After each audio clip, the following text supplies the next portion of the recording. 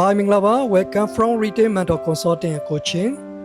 Retail Business လုပ်ငန်းတစ်ခုမှာ Customer Service ကဘယ်လောက်အရေးကြီးကြောင်းကိုထပ်လောင်းပြောပြပေးသွားမှာဖြစ်ပါတယ်ဒီနေ့မနက်မှာကျွန်တော်မနက်စာစားဖို့အတွက်နာမည်ရပြီးသားဖြစ်တဲ့ Tea Shop ကိုတွားရောက်ဖြစ်ခဲ့ပါတယ်ဆိုင်ရဲ့အပြင်စင်ဆိုင်ရဲ့ location ကတကယ်ကိုကောင်းမွန်ပါတယ် level တစ်ခုရောက်နေတဲ့စီးပွားရေးလုပ်ငန်းတစ်ခုဖြစ်ကြောင်းကိုမြင်သာစေပါတယ်ဆိုင်ကိုရောက်ပြီဆိုတော့ ဆိုင်ဝင်တန်းလေးကကျွန်တော်ကိုသူလွတ်ချက်ထားတဲ့ menu တွေကို reset လင်းလင်းမြင်မြင်ကျွန်တော်ကိုပြပြပေးပါတယ်အဲ့ဒီချိန်မှာကျွန်တော်ကသူပြောတဲ့ menu တွေကိုကိုယ်ကိုယ်ပြပြရှင်းရှင်းလင်းလင်း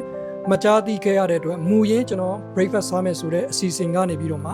လက်ဖက်ရည်တစ်ခွက်ပဲမှဖြစ်ခဲ့ပါတယ်ဒီနေရာမှာကျွန်တော်တို့အရေးကြီးတဲ့ lesson တစ်ခုကိုတွေ့ရမှာဖြစ်ပါတယ်ဒါကတော့ customer service မကောင်းဘူးဆိုရင် customer experience ကိုကျဆင်းစေပါတယ်ထို့အတူorder amount ကိုလည်းကျဆင်းစေလို့ business ဈေးကိုလည်းလျှော့နေစေပါတယ်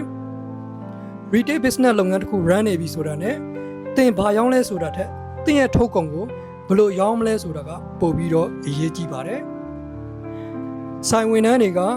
customer service ကိုတတ်ထားတည်ထားရုံနဲ့မပြီးသေးပါဘူး customer ကိုဘယ်လိုခင်ခင်မင်မင်ဆက်ဆံမလဲဘယ်လိုဖော်ရွေစာရှင်းပြမလဲမိမိရဲ့ထုတ်ကုန်ကိုဘယ်လိုတေချာ customer နားလည်အောင်ပြောပြမလဲဘယ်လို guideline ပေးမလဲဘယ်လိုရှင်းပြမလဲဆိုတာကပုံမရေးကြည့်ပါတယ်ဥပမာအနေနဲ့ပြောရလို့ရှိရင်ဒီနေ့မနေ့ရဲ့popular ဖြစ်တဲ့ breakfast တွေဘယ်လိုရှိကြောင်းလက်ဖက်ရည်ကိုဘယ်လို composition နဲ့စားလို့ရှိရင်ပို့ပြီးတော့ကောင်းမွန်ကြောင်း customer ကိုနားလည်အောင်ပြောပြပေးမယ်ဆိုလို့ရှိရင် customer လည်းပဲ decision ကိုကောင်းစွာချနိုင်ပြီးတော့မှ order amount လည်းပုံမတက်လာမှာဖြစ်ပါတယ်ဒါကြောင့် retail business လုပ်တဲ့သူတိုင်းဒီချက်ကိုမမေ့ပါနဲ့customer service ဆိုတာ sales နဲ့ direct အချိုးကျတက်ရောက်ပါတယ် customer service ကောင်းတယ်ဆိုလို့ရှိရင် customer တွေပို့ပြောပြီးတော့မှပို့ဝယ်ယူမယ်မိမိဆိုင်ကိုအချိန်ချင်းထပ်ထပ်လာရောက်လည်းပဲဝယ်ယူစီမှာဖြစ်ပါတယ် customer service မကောင်းဘူးဆိုလို့ရှိရင်တော့ customer တွေကမိမိဆိုင်ကနေတိတ်တဆိတ်ထွက်သွားပြီးတော့မှနောက်ထပ်ပြန်လာဝယ်ယူမယ်ဆိုတာကတော့ not sure ပါနောက်ဆုံးအနေနဲ့ပြောရမယ်ဆိုလို့ရှိရင်အောင်မြင်တဲ့စီးပွားရေးလုပ်ငန်းတစ်ခုကို run မယ်ဆိုလို့ရှိရင်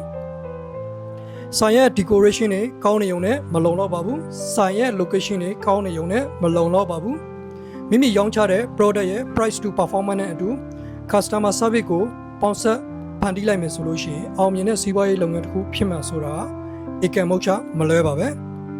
retail လုပ်ငန်းနဲ့ပတ်သက်ပြီးတော့မှဒီထက်ပိုမိုသိကျင်တယ်ဆိုလို့ရှိရင်ကျွန်တော်ရဲ့ retail mentor consulting coaching page ကိုအခုပဲ like and follow လုပ်လိုက်ပါretail ဘိုင်းနဲ့ပတ်သက်ပြီးတော့မှအခက်အခဲတစုံစီရရှိခဲ့ပဲဆိုလို့ရှိရင်အကြံဉာဏ်ရယူလို့ပါကကျွန်တော်ရဲ့ retail mentor consulting coaching page ကိုဆက်သွယ်ခြင်းဖြင့်သင်ရဲ့လုပ်ငန်းတွေကိုပုံမတိုးတက်ကောင်းမွန်အောင်ဖန်တီးနိုင်ပါတယ်အားလုံးပဲကျေးဇူးပါ